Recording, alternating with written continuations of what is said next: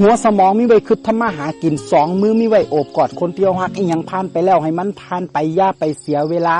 เฮาแค่เฮ็ดในสิ่งที่ควรเฮ็ดอีหยังหกสมองอย่าให้ค่าน้ำบ่ยังเบิ่งสิฮู้ติว่าลึกหรือตื้นคนบ่คบเบิ่งสิฮู้ติว่าดีหรือเลวการเวลาพิสูจน์ใจคนได้อีหลีเด้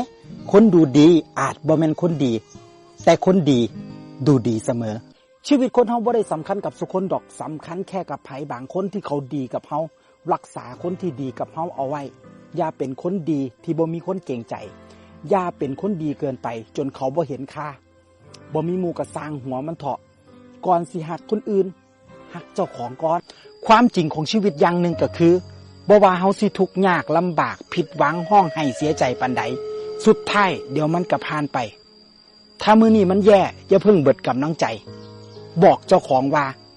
ความโชคร้ายมันบ่ได้อยู่กับเฮาไปตลอดชีวิตดอกคนที่เข้มแข็งบ่แม่นคนที่บ่เคยห้องไห้แต่บ่ว่าเขาสิล้มจากเทียสิห้องไห้หนักปานใดสุดท้ายเขาก็ปาดน้ำตาแล้วลุกขึ้นสู่ต่อได้มือที่มีค่าคือมือที่ฉุดเฮาตอนเฮาล้มคนที่มีค่าคือคนที่บ่ทิ่มเฮาตอนเฮาบ่เหลือไผในชีวิตคำบอกที่มีค่าคือคำบอกที่ได้มาตอนเฮาเบิดกำลังใจให้เป็นมือที่มีค่าให้เป็นคนที่มีค่าใส่คำบอกให้มีค่า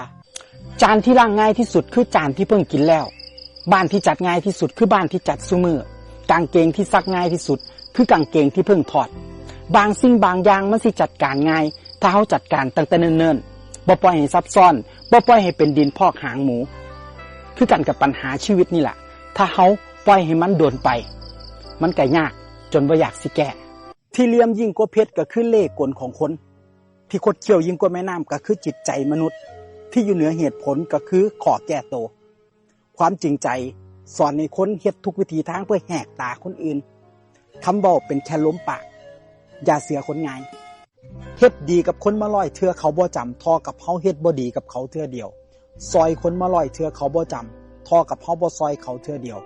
จะไปคาดหวังอีหยังกับคนหลายครับเฮาซอยคนมา100คนสิมีจักกี่คนยื่นมือเข้ามาซอยยามเฮาตกอับ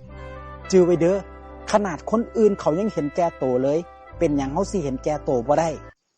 อย่าไปยากเรื่องคนอื่นถ้ามันบ่ได้เกี่ยวกับเฮาอย่าไปเว้าไปว่าคนอื่นถ้าบ่แม่นเรื่องของเจ้าของอย่าไปตัดสินคนอื่นถ้าบ่ได้อยู่ในจุดที่เขายืนเฮ็ดตัวให้เป็นกลางมีคนฮักก็ต้องมีคนซังเป็นธรรมดาอย่าเข้าข้างเจ้าของอย่าคิดว่าเจ้าของเนี่ยคือจุดศูนย์กลางของโลก10 ปีแรกเบิดไปกับความไร้เดียงสา10 ปีต่อมาเบิดไปกับการเล่าเรียน10 ปีต่อมาเบิดไปกับการเฮ็ดงาน10 ปีต่อมาเบิดไปกับการตั้งหลักปักฐาน10 ปีต่อมาเบิดไปกับการดูแลสุขภาพกายใจ10 ปีต่อมาเบิดไปกับการปล่อยวางเก่งแต่ขี้ข้านกับแพ้คนธรรมดาแต่ขยัน